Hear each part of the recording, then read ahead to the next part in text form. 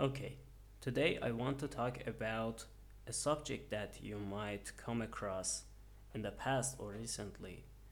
It just happened to me recently, and it was the fact that my SSD disk had become very slow. It was painfully slow, and I thought that it might be due to the fact that uh, it has been in use for some time, for over 1 year, not much old, and probably it was from a bad brand, and it was uh, about to malfunction.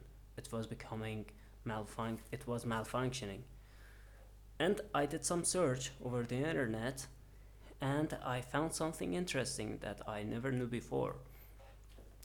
And uh, it was this: if you fill up your SSDs, they become significantly slower.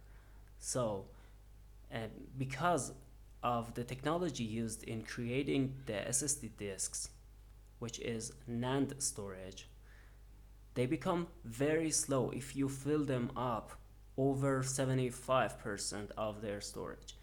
So, uh, one thing that SSD creators, manufacturers do by default, especially as a result of uh, raising issues due to the decreased performance over use because of large storage use and filling up of the storage, is that the manufacturers reserve some part of the storage, a portion of the storage, for caching and for operations that is not available for use by the user. So, for example, when you buy a SSD disk, which is about 256 gigabytes of storage, you will get around 240 gigabytes of storage.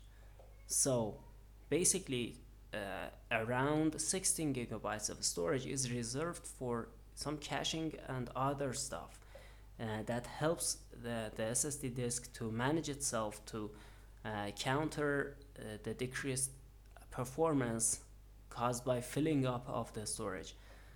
So you will never be able to fill the 100% of the storage in your SSD.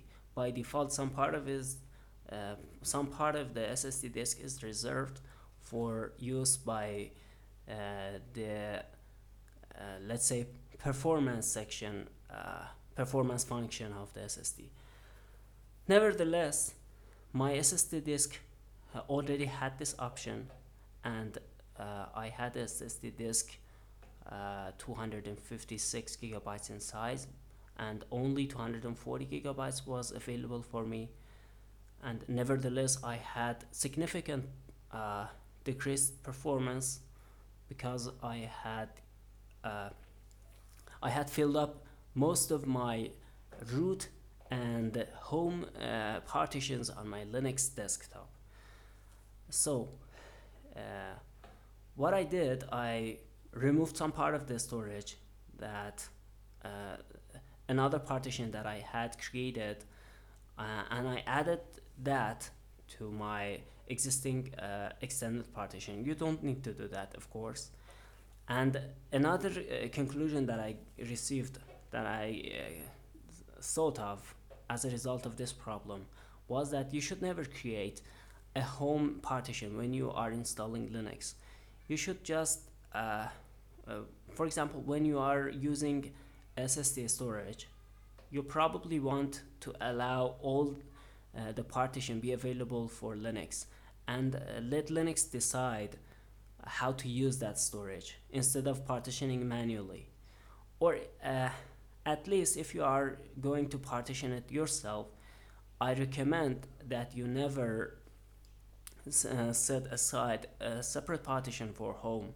Instead, just uh, specify the root partition, which will take almost all of your storage, besides uh, other necessary partitions like boot and swap, and then you will be fine.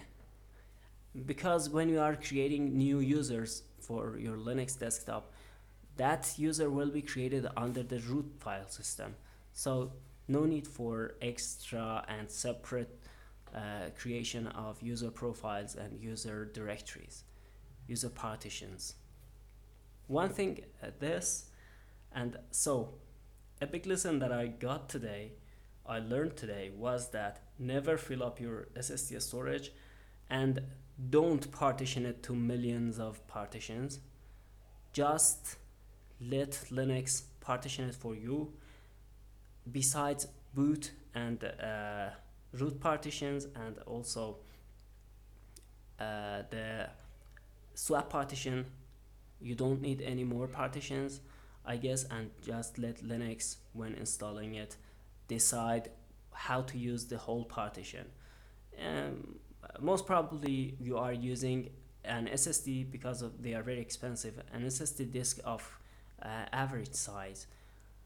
Unless you are using a very big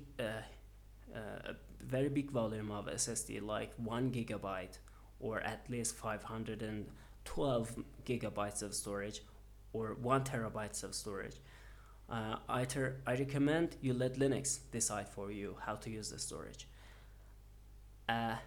However, if you have big volumes, you can then decide for them.